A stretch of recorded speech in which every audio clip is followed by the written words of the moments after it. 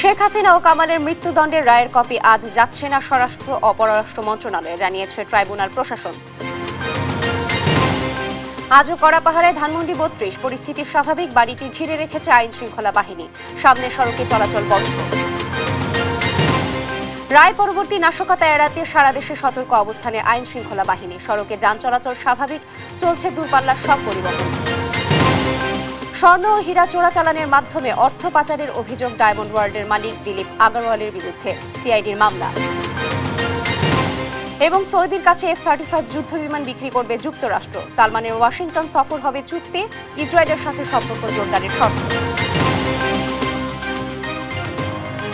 এই অবস্থায় পড়তে না চাইলে ব্যবহার করুন রেইনবো ড্যাম প্রোটেক্টর। ইলাস্টোমের ইমালশন থাকায় দেয়াল থাকে damp proof Rainbow paints, colour of joy. সংবাদ দুপুরে দেখছিলেন সুপারবোর্ড সংবাদ শিরোনাম, সঙ্গে আছি আমি নাভিলা হাসরাত। এবার বিস্তারিত। ট্রাইব্যুনাল ১-এর চেয়ারম্যান অসুস্থ থাকায় শেখ হাসিনা ও আসাদুজ্জামান খান কামালের মৃত্যুদণ্ডের রায়ের কপি আজ সরকারের সংশ্লিষ্ট দপ্তরে পাঠানো সম্ভব নয় বলে জানিয়েছেন ট্রাইব্যুনাল প্রশাসন। এর আগে মঙ্গলবার সকালে রায়ের কপি স্বরাষ্ট্র মন্ত্রণালয়, পররাষ্ট্র মন্ত্রণালয়, আইজিপি ও বিশেষ কেন্দ্রীয় কারাগারের সাবেক আইজিপি মামুনের কাছে পাঠানোর কথা জানায় ট্রাইব্যুনাল। পরে ট্রাইব্যুনাল ১-এর চেয়ারম্যান অসুস্থতার কারণে তা সম্ভব নয় বলে জানিয়েছে ট্রাইব্যুনাল প্রশাসন। এর আগে সোমবার মানবতা বিরোধী অপরাধের মামলায় ক্ষমতাচ্যুত প্রধানমন্ত্রী শেখ হাসিনা ও সাবেক স্বরাষ্ট্রমন্ত্রী আসাদুজ্জামান খান কামালের মৃত্যুদণ্ড দিয়েছেন আন্তর্জাতিক অপরাধ ট্রাইব্যুনাল ১। একই মামলায় সাবেক আইজিপি চৌধুরী আবদুল্লাহ আল মামুনকে ৫ বছরের কারাদণ্ড দিয়েছেন আদালত। বিচারপতি মোহাম্মদ গোলাম মর্তুজা মজুমদারের নেতৃত্বাধীন ৩ সদস্যের ট্রাইব্যুনাল ১ এ রায় ঘোষণা করেন। ট্রাইব্যুনালের অপর ২ সদস্য হলেন বিচারপতি মোহাম্মদ শফিউল আলম মাহমুদ ও বিচারক মোহাম্মদ মহিতুল হক এনাম চৌধুরী। দর্শক, শেখ হাসিনার মৃত্যুদণ্ডের রায়ের কপি আজ পাঠানো হচ্ছে মন্ত্রণালয়ে। এ নিয়ে জানাতে আন্তর্জাতিক অপরাধ ট্রাইব্যুনাল থেকে সরাসরি যোগ দিচ্ছেন সহকর্মী সাবরিনা মজুমদার। সাবরিনা, রায়ের কপি কখন নাগাদ মন্ত্রণালয়ে পাঠানো হবে, বিস্তারিত জানাবেন। নাবিলা, কালকে যে রায় হলো, অর্থাৎ সাবেক প্রধানমন্ত্রী শেখ হাসিনার মৃত্যুদণ্ড, সাবেক স্বরাষ্ট্রমন্ত্রী আসাদুজ্জামান খান কামালের মৃত্যুদণ্ড এবং সেই সাথে সাবেক আসামি থেকে রাজসাক্ষী হওয়া সাবেক আইজিপি চৌধুরী আবদুল্লাহ মামুনের যে ৫ বছরের কারাদণ্ড দেওয়া হয়েছে, সেই রায়ের কপি কিন্তু আজকে সকালে আমরা জানতে পেরেছিলাম যে পররাষ্ট্র মন্ত্রণালয় এবং স্বরাষ্ট্র মন্ত্রণালয় আসলে রায়ের কপি যাবে এবং সেই সাথে সাবেক আইজিপি চৌধুরী আবদুল্লাহ মামুনের জন্য কেন্দ্রীয় কারাগারে আসলে রায়ের কপি পৌঁছে যাবে। অর্থাৎ কিন্তু কিছুক্ষণ আগে আসলে আমরা জানতে পারলাম যে বিচারপতি ট্রাইব্যুনাল ১-এর যে চেয়ারম্যান বিচারপতি গোলাম মর্তুজা মজুমদার, তিনি অসুস্থ থাকার কারণে আজকে রায়ের কপি আসলে এখনো পাঠানো হয়নি সরকারের যে দপ্তরগুলো আছে সেগুলোতে, এবং ট্রাইব্যুনাল প্রশাসন আমাদেরকে কিছুক্ষণ আগে এই খবরটি আসলে জানালেন।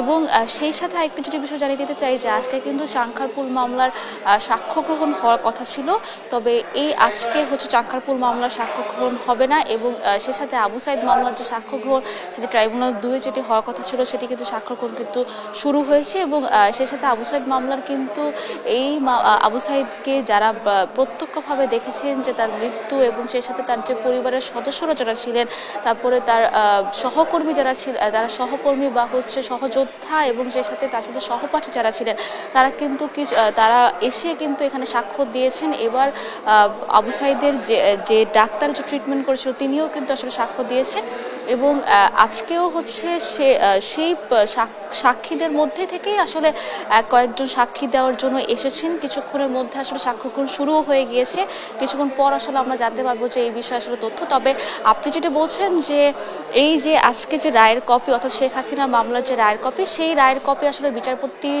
অসুস্থ হলে বা ট্রাইব্যুনালে আসলে তখন আসলে প্রশাসন থেকে আমাদের জানিয়ে দেওয়া হবে যদি সরকারের যে দপ্তরগুলো, সংশ্লিষ্ট দপ্তরগুলো, সেগুলোতে আসলে পাঠানো হয়। তো এখন পর্যন্ত আন্তর্জাতিক অপরাধ ট্রাইব্যুনাল থেকে এই ছিল সর্বশেষ। নাবিলা, ধন্যবাদ সাবরিনা। দর্শক, আন্তর্জাতিক অপরাধ ট্রাইব্যুনাল থেকে সহকর্মী সাবরিনা জানাচ্ছিলেন সর্বশেষ। সোমবার দিনভর ধাওয়া, পাল্টা ধাওয়া, ভাঙচুর, সংঘর্ষ, সাউন্ড গ্রেনেড নিক্ষেপের পর ধানমন্ডি ৩২ নম্বরের নিয়ন্ত্রণ এখন আইন শৃঙ্খলা বাহিনীর হাতে। সোমবার দুপুরে আন্তর্জাতিক অপরাধ ট্রাইব্যুনালে জুলাই গণহত্যায় শেখ হাসিনার মৃত্যুদণ্ড রায়ের পর এক্সকেভেটর নিয়ে ধানমন্ডি ৩২-এ বঙ্গবন্ধু শেখ মুজিবুর রহমানের বাড়ির অবশিষ্ট অংশ ভাঙার প্রস্তুতি নিচ্ছিলেন বিক্ষুব্ধ জনতা। পরে আইনশৃঙ্খলা বাহিনী বাধা দিলে মধ্যরাত পর্যন্ত চলে ধাওয়া পাল্টা ধাওয়া। তবে বাড়িটি ঘিরে যে উত্তপ্ত পরিস্থিতি তা এখন স্বাভাবিক রয়েছে। পুলিশ, বিজিবি ও সেনাবাহিনী বাড়িটির চারপাশ ঘিরে রেখেছে। চলাচল বন্ধ করে রাখা হয়েছে বাড়িটির সামনের রাস্তা। তবে যানবাহন চলাচল স্বাভাবিক রয়েছে মিরপুর রোডে। দর্শক, ধানমন্ডি ৩২-এ রয়েছেন সহকর্মী এইচ হিমেল, সরাসরি যোগ দিচ্ছেন তিনি। হিমেল, ধানমন্ডি ৩২ এলাকায় এখন পরিস্থিতি কেমন দেখছেন, বিস্তারিত জানাবেন। নাবিল, আপনি যেমনটা বলছিলেন, গত মধ্যরাত থেকে কিন্তু আসলে এই ধানমন্ডি ৩২ নম্বর পরিস্থিতি স্বাভাবিক হয়েছে। আপনি জানেন যে গতকাল দুপুর শেখ হাসিনা রায় ঘোষণা পরপর কিন্তু বিক্ষুব্ধ জনতা কিন্তু বুলডোজার নিয়ে আসে এবং যে ধানমন্ডি ৩২ নম্বর বঙ্গবন্ধুর বাড়ি রয়েছে সেটি যে ধ্বংসাবশেষ সেটি ঘুরিয়ে দেওয়ার জন্য তারা চেষ্টা করে। তার পরপর কিন্তু পুলিশ এবং সেনাবাহিনী এবং অন্যান্য যে আইন শৃঙ্খলা বাহিনী রয়েছে তারা কিন্তু সেটি প্রতিহত করার চেষ্টা করে এবং তাদেরকে ছত্রভঙ্গ দেওয়ার চেষ্টা করে। দুপুরের পর থেকে যে ধাওয়া পাল্টা দেওয়া, সেই ধাওয়া পাল্টা দেওয়া কিন্তু রাত 10টা পর্যন্ত চলে। তারপর কিন্তু আইন শৃঙ্খলা বাহিনী এই এলাকার পরিস্থিতি নিয়ন্ত্রণে আসেন। আমি এই মুহূর্তে ধানমন্ডির ৩২ নম্বরের যে বাড়ির প্রবেশ মুখটি রয়েছে সেখানে রয়েছি। আমরা যেটি দেখছি যে সকাল থেকে আমরা পর্যবেক্ষণ করছি, আইন শৃঙ্খলা বাহিনী রয়েছে এখানে। তারা ধানমন্ডি ৩২ নম্বরের বঙ্গবন্ধু বাড়ির যে সামনের যে রাস্তাটি রয়েছে সেটি ব্যারিকেড দিয়ে রেখেছেন এবং এখানে বিজিবি, পুলিশ এবং সেনাবাহিনী সহ যে আইন শৃঙ্খলা বাহিনীরা রয়েছেন তারা ধানমন্ডি ৩২ নম্বরের বাড়ির দুইটি গেট, দুইটি যে প্রান্ত রয়েছে অর্থাৎ রাস্তা দুটি প্রান্ত সেটি তারা সেই দুটি তারা ব্যারিকেড দিয়ে রেখেছেন এবং আমরা ভিতরে গিয়েছি, অর্থাৎ ভিতরে কিন্তু সেনাবাহিনী অবস্থান করছে, অর্থাৎ বাড়ির যে সামনের অংশটি রয়েছে সেখানে সেনাবাহিনী কিন্তু অবস্থান করছে এবং তারা যেটি বলছেন যে এই ধানমন্ডি ৩২ নম্বরকে কেন্দ্র করে যে উত্তপ্ত পরিবেশ বিরাজ করছিল সেই পরিবেশকে নিয়ন্ত্রণের জন্যই কিন্তু তারা এই অবস্থান নিয়েছে এবং তারা যেটি বলছেন যে এখানকার জনসাধারণ যারা রয়েছে, এলাকাবাসী রয়েছে এবং পথচারী রয়েছে তাদেরকেও কিন্তু এই এরিয়াতে ঢুকতে দেওয়া হচ্ছে না, শুধু পরিস্থিতি স্বাভাবিক রাখার জন্য। আরেকটি বিষয় যদি আমি জানাতে চাই, এই ৩২ নম্বরের পাশে যে মেইন রাস্তাটি রয়েছে অর্থাৎ সায়েন্স ল্যাব থেকে মিরপুর যাওয়ার যে রাস্তাটি রয়েছে সেটি কিন্তু চলাচল স্বাভাবিক রয়েছে এই মুহূর্তে এবং গাড়ি কিন্তু যথারীতি চলছে এবং সকাল থেকেই কিন্তু যানবাহন চলাচল করছে এবং জনসাধারণ কিন্তু নির্বিঘ্নে কিন্তু যাতায়াত করতে পারছেন। এখানকার যে বাসিন্দারা রয়েছে তাদের সাথে কথা বলার পর তারা যেটি বলছেন, যেহেতু ৩২ নম্বরকে ঘিরে একটি উত্তপ্ত পরিবেশ বিরাজ করছে, তারাও কিন্তু আতঙ্কে ছিল। কিন্তু এই মুহূর্তে ধানমন্ডি ৩২ নম্বরের বাড়িকে কেন্দ্র করে যে উত্তপ্ত পরিবেশ সেটি নিয়ন্ত্রণের জন্য কিন্তু চারপাশে কিন্তু আইন শৃঙ্খলা বাহিনী মোতায়েন রয়েছে এবং তারা যথেষ্ট তৎপর রয়েছে এবং এই এলাকায় যেন কোনো ধরনের অপ্রীতিকর ঘটনা না ঘটে সেই বিষয়ে তারা সর্বোচ্চ কাজ করছে। ধানমন্ডি ৩২ নম্বর এবং তার আশেপাশের এলাকার যে সার্বিক পরিস্থিতি এই ছিল আমার কাছে সর্বশেষ। নাবিলা, ধন্যবাদ হিমেল। দর্শক, ধানমন্ডি ৩২-এর সার্বিক পরিস্থিতি জানাচ্ছিলেন আমাদের সহকর্মী। আন্তর্জাতিক অপরাধ ট্রাইব্যুনালের সাবেক প্রধানমন্ত্রী শেখ হাসিনা সহ ৩ আসামির মৃত্যুদণ্ডের রায়ের পর স্বাভাবিক রয়েছে জনজীবন। সড়কে যানবাহন চলাচল স্বাভাবিক রয়েছে। গোপালগঞ্জে কোনো প্রভাব পড়েনি। এ জেলায় সকাল থেকে সব ধরনের যানবাহন চলাচল স্বাভাবিক রয়েছে। নাশকতা এড়াতে মোতায়েন রয়েছে আইন শৃঙ্খলা বাহিনীর বাড়তি সদস্য। টাঙ্গাইলে অপ্রীতিকর ঘটনা এড়াতে বাড়তি নিরাপত্তা ব্যবস্থা জোরদার করা হয়েছে। সকাল থেকেই ঢাকা টাঙ্গাইল যমুনা সেতু মহাসড়ক সহ আঞ্চলিক মহাসড়কের বিভিন্ন পয়েন্টে অতিরিক্ত পুলিশ সদস্য মোতায়েন করা হয়েছে। শরীয়তপুরেও জনজীবন স্বাভাবিক রয়েছে। ব্রাহ্মণবাড়িয়া আইন শৃঙ্খলা পরিস্থিতি স্বাভাবিক। সাভারের ঢাকা আরিচা ও নবীনগর চন্দ্রা মহাসড়ক ঘুরে দেখা যায় অন্যান্য দিনের মতোই যানবাহন চলাচল স্বাভাবিক রয়েছে।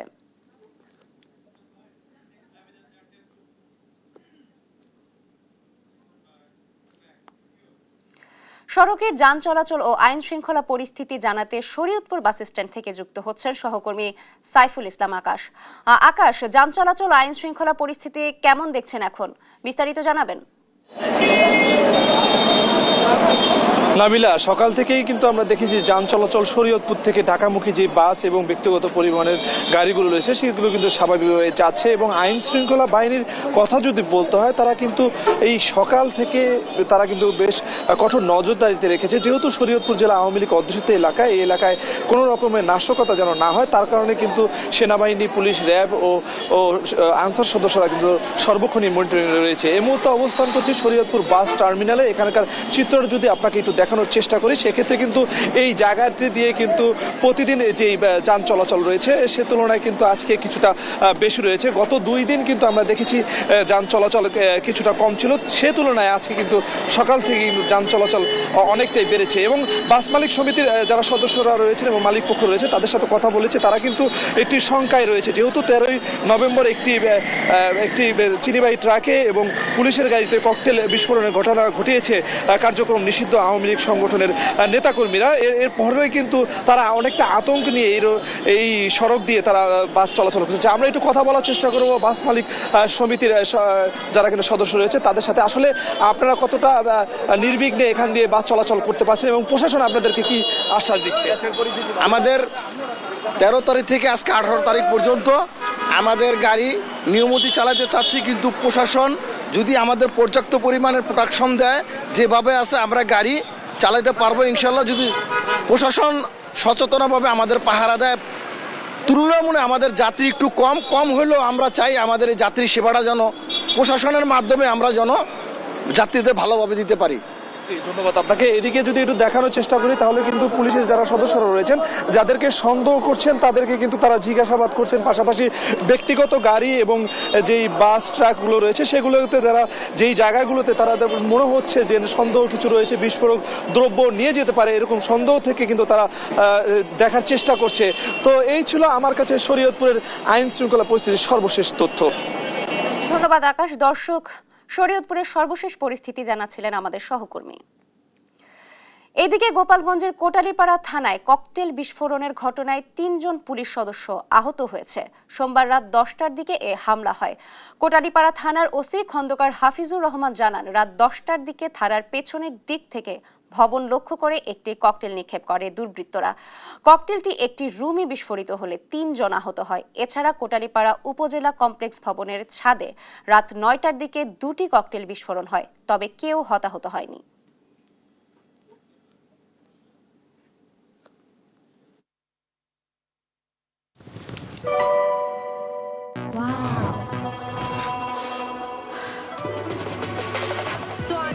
Thailand. Time for Thailand. Time for Tom Yum.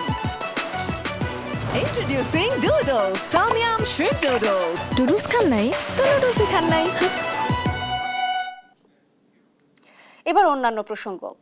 স্বর্ণ ও হীরা চোরাচালানের মাধ্যমে 678 কোটি টাকা মানি লন্ডারিং এর অভিযোগে ডায়মন্ড ওয়ার্ল্ডের মালিক দিলীপ আগারওয়ালের বিরুদ্ধে মামলা করেছে সিআইডি।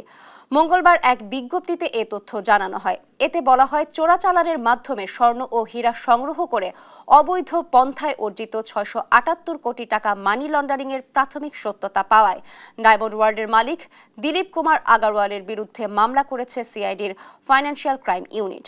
2024 সালের 29 সেপ্টেম্বর সিআইডি ঢাকার financial crime unit diamond world লিমিটেডের আর্থিক লেনদেন, নথিপত্র ও ব্যাংক হিসাব পর্যালোচনা করে অনুসন্ধান শুরু করে। প্রাথমিক তথ্য প্রমাণে চোরাচালান ও উৎসহীন অর্থ উপার্জনের সত্যতা মেলায় মামলার সিদ্ধান্ত নেয় সিআইডি।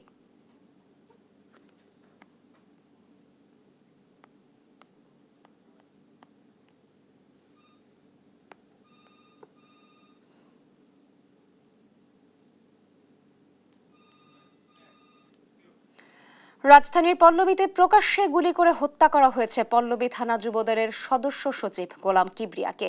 সোমবার সন্ধ্যায় সি ব্লকের একটি হার্ডওয়্যার দোকানের ভেতরে ঘটে এ ঘটনা। হত্যার ঘটনায় জড়িতদের দ্রুত গ্রেপ্তার ও বিচার চেয়েছে নিহতের পরিবার। এদিকে যুবদল নেতাকে গুলি করে অটোরিকশায় করে পালানোর সময় ধীরে চালানোয় চালককেও গুলি করে পালায় সন্ত্রাসীরা। ইউসুফ ভুইয়ার রিপোর্ট।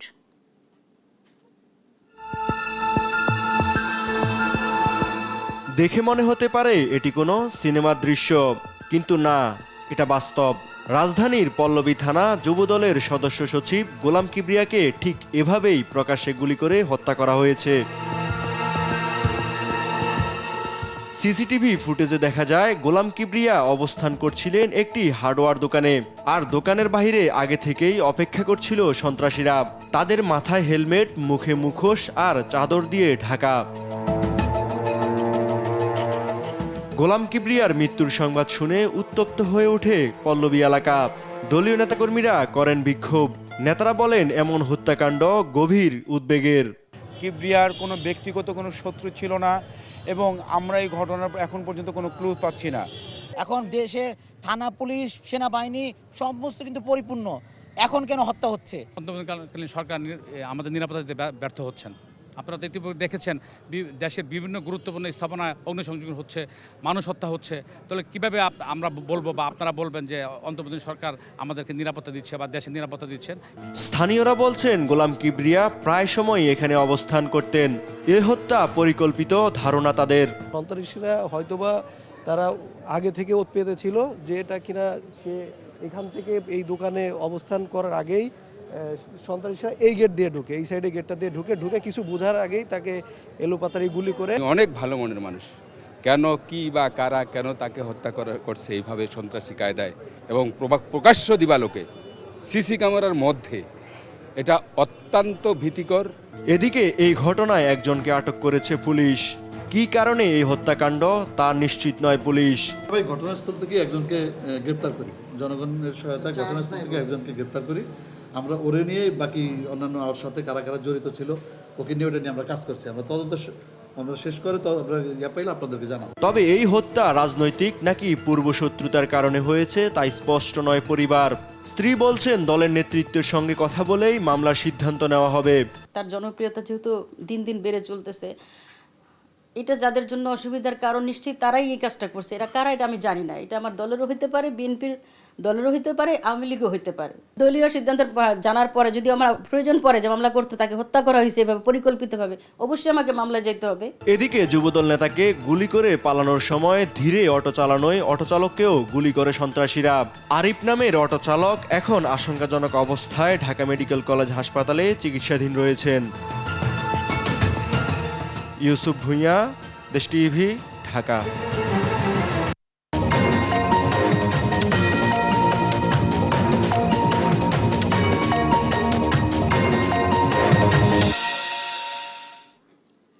রাজশাহী ৩ আসনে বিএনপি, জামায়াত ও ইসলামী আন্দোলন তাদের প্রার্থী নিশ্চিত করেছে। নির্বাচনী মাঠে নেমে জোর প্রচার চালাচ্ছেন এসব প্রার্থী। তবে এখনো আলোচনায় নেই এনসিপি।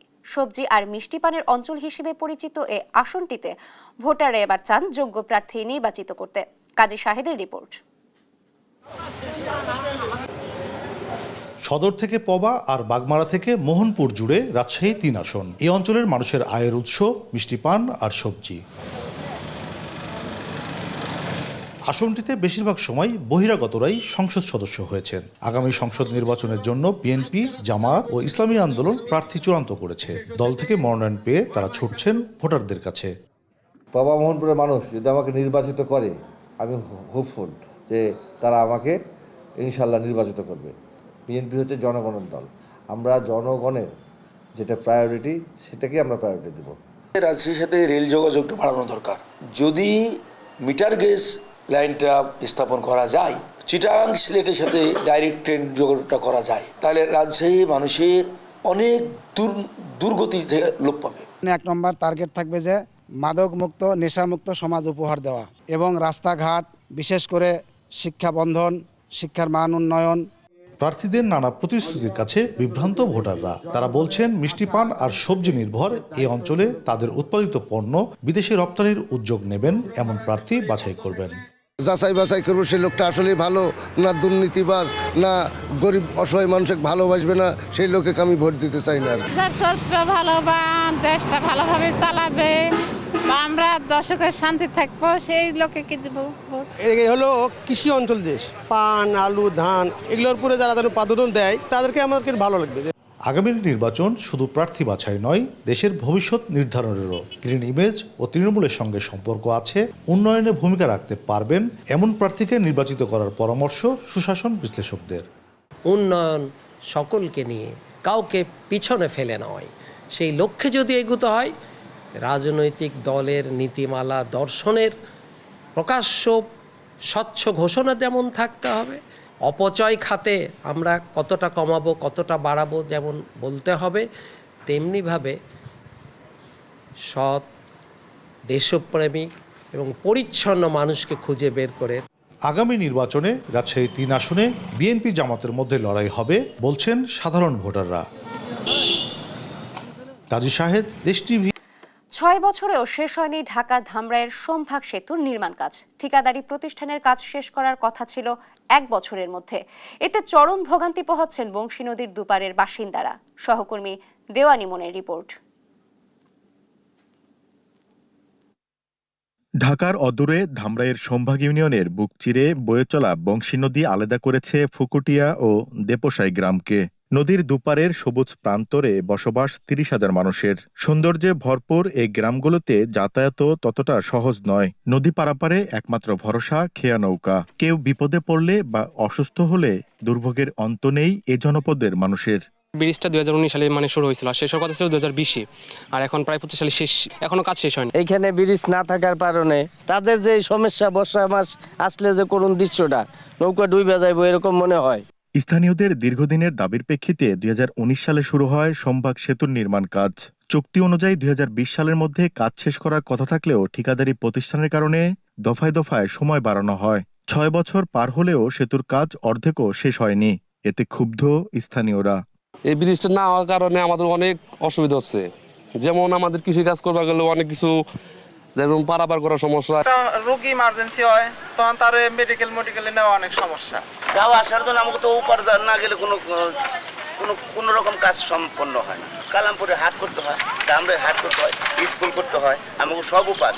উপজেলা এলজিইডি কর্মকর্তা বলছেন, সেতুটির নির্মাণ কাজ শুরুর পর নকশায় ত্রুটি ধরা পড়ে, যা ঠিক করতেই কেটে যায় দীর্ঘ সময়। আর সরকার পতনের পর পালিয়েছে ঠিকাদার। আগামী বছরেই সেতুর কাজ শেষ করে চলাচলের জন্য উন্মুক্ত করে দেওয়ার কথাও জানান তিনি। আমাদের প্রথম স্পেনের কাজটি খুব শীঘ্রই শুরু হবে এবং একই সাথে আমাদের যে অ্যাপার্টমেন্টের কাজ রয়েছে সে অ্যাপার্টমেন্টের কাজও চলমান রয়েছে। আমি আশা করছি যে 2026 সালের মধ্যে এই ব্রিজের কাজটি শেষ হবে। 2019 সালের ফেব্রুয়ারিতে সেতুটির নির্মাণ কাজ শুরু করে ঠিকাদারি প্রতিষ্ঠান সুরমা অ্যান্ড খোরশেদা এন্টারপ্রাইজ। 1 বছর মেয়াদী প্রকল্পটির ব্যয় ধরা হয় 5,70,00,000 টাকা। দেওয়ানিমন, দেশ টিভি, ধামরাই। দীর্ঘদিন সংস্কার না করায় চলাচলের অনুপযোগী হয়ে পড়েছে ঝালকাঠি ভান্ডারিয়া আঞ্চলিক মহাসড়ক। টানা বৃষ্টিতে সড়কের বিভিন্ন অংশে দেখা দিয়েছে ছোট বড় গর্তের। এতে ভোগান্তি পোহাচ্ছেন চালক, যাত্রী সহ স্থানীয়রা। সহকর্মী নাইম হাসান ইমনের পাঠানো তথ্য ও ছবিতে জানাচ্ছেন সুপ্রিয়া তৃষা।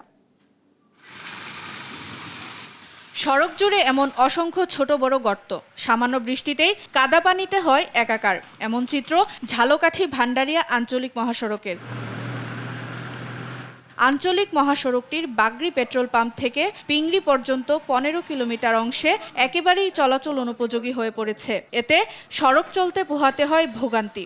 এই রাস্তা ভাঙ্গা, এক এক জায়গায় কুয়ো হয়ে গেছে। দেখেন আপনারা, এই কুয়োগুলা দেখা যায় সংস্কার মাঝে মাঝে হয় কিন্তু টেকসই ভাবে হয় না। এটি খুবই ভাঙাচোরা।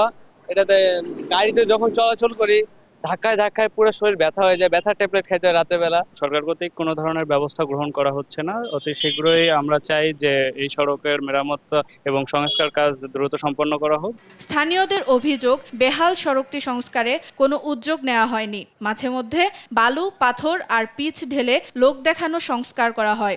ফলে মহাসড়কের এই অংশে প্রতিনিয়ত ঘটছে দুর্ঘটনা।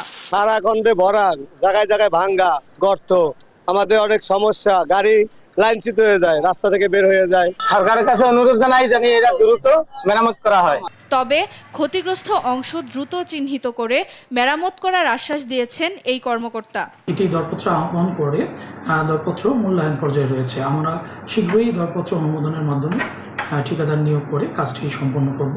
জনদুর্ভোগ নিরসনে মহাসড়কের 15 কিলোমিটার অংশ দ্রুত সংস্কার দেখতে চান ঝালকাঠিবাসী।